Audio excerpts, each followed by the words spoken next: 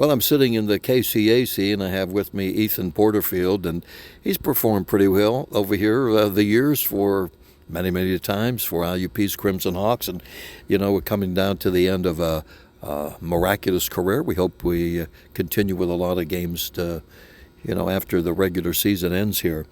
So, Ethan, first of all, thanks for your time. I appreciate it very much. And I'm going to take you back a little bit to your high school days, all right? And I know you had a really good high school career. Were you heavily recruited coming out of high school?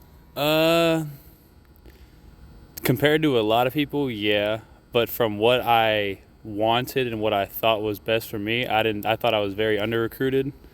And then once I knew I wasn't athletic, like I was a skilled big man, and at the time it's hard for an 18-year-old to go to the college and play at like that system in that way. And I always knew what I was capable of, and everybody in the PSAC kind of was talking to me, reaching out to me, and then I was kind of just waiting for Coach Lombardi, because I knew Malik, Armani, Chuck, I knew all those guys because they're all from around my area, and I just knew about the program. I knew how the culture was. I just knew that this was going to be the place for me. And whenever he finally reached out to me, and I actually got on campus, I just knew that this was the home for me. Well, so it was a no-brainer. Yeah, no-brainer. I didn't even have to think twice about it. My mom really wanted me to go to Slippery Rock because it's close to home, but I was like, Mom, this is the place for me. I just felt it. I knew I liked your mom. Were you always a good three-point shooter? Yeah, ever since, even whenever I was growing up, a lot of my friends would get mad at me because I was so much bigger than them, and I would just always want to shoot threes. Huh. I actually didn't start going to the post until probably junior year of high school. Is that right? Yeah. So you were the inside big man before? Yeah, that's pretty much. I just would set screens, pop, and then I'd catch the ball on a block just for the hope of a double team, but I really wasn't even really looking to score down there. Were you aware that Coach Lombardi was from Sharon?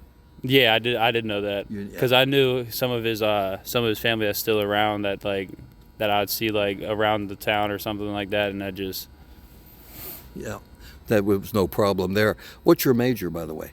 I actually have two majors: communications and marketing. Well, it's a minor, but I'm going to take an extra class to get to actually have 2 degrees. Mm-hmm. Your family. Tell me about your family. I know a lot of them are going to be here for the senior day and all. Oh yeah, they've been my best supporters and a couple of my biggest haters too. But that's what you need. They do a good job of keeping me level, especially like if I feel like I've had a string of good games in a row. My older brother does a good job of like, it's not good enough. Like he always send me a clip or something or tell me something on the phone that's like, well, you messed up here. Like you're doing so good, but why'd you mess up here?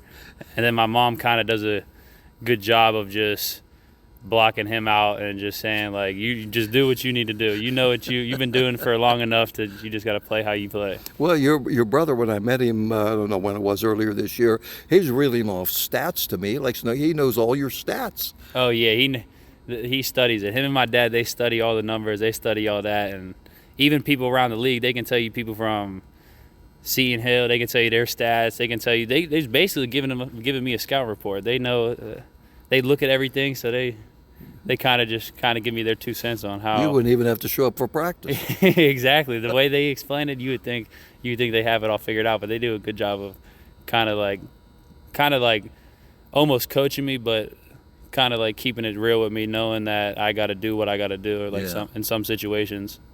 I think back, I played in the dark ages way back when, not college, but high school ball.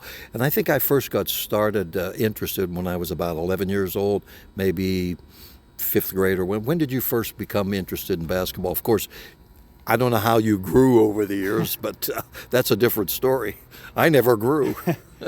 We had, me and my older brother, when we were real young, my grandma, like she collected like antiques and stuff, and she had like a spinning wheel, and it had probably a metal basket, probably about this big right here, probably just big enough where you can fit a ball of socks in it. And me and my older brother used to play basketball inside. He'd be on his knees, and we would just be shooting the ball, like shooting this little ball of socks. You got to make it perfectly. If it doesn't go in perfectly, it wouldn't go in. And we got pretty good at that. And then once my older brother got older, we'd have like his friends over playing basketball, and I'd kind of just like watch, because I was so much younger. I was 6 years younger, and they didn't want for a while they didn't want me to like play basketball, but I'd always play football with them, but basketball I just wasn't skilled enough to just play with them yet. And then so I would just walk outside, pick up the ball, and just shoot. I never even dribbled. It was just I'd walk to the free throw line where I thought the free throw line would be. There was a little crack in the road.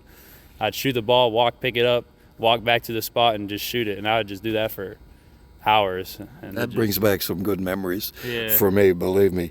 Do you have a favorite game that you played or a favorite moment somewhere along the line? Because there have been many. My favorite moment was for sure the regional championship against Cal U. And then the biggest moment was just that shot. I remember Armani, the feeling of our Armani, like whenever we looked at each other right after he threw it to me, I made it.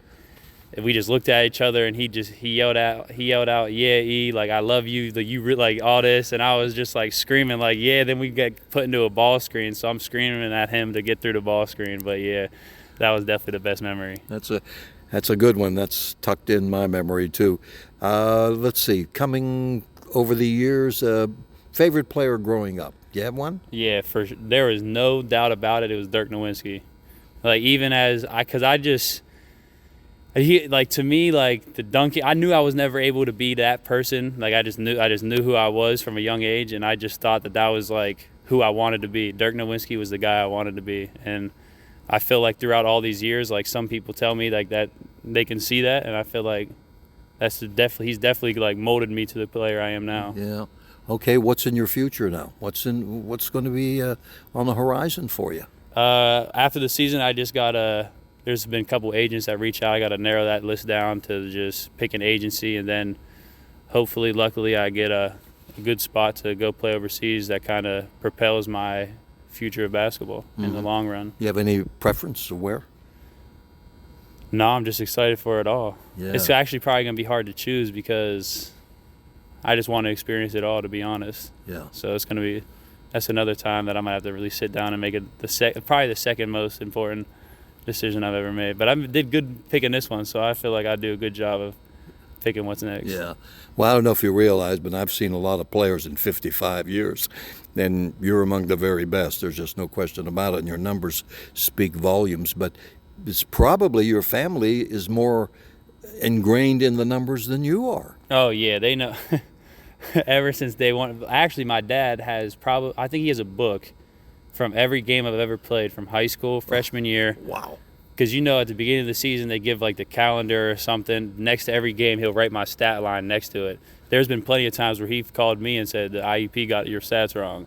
And I'm just like, I don't know. And he's like, I'm telling you, like I've crunched the numbers, they're wrong. And I'm like, I don't know. I don't know what to tell you.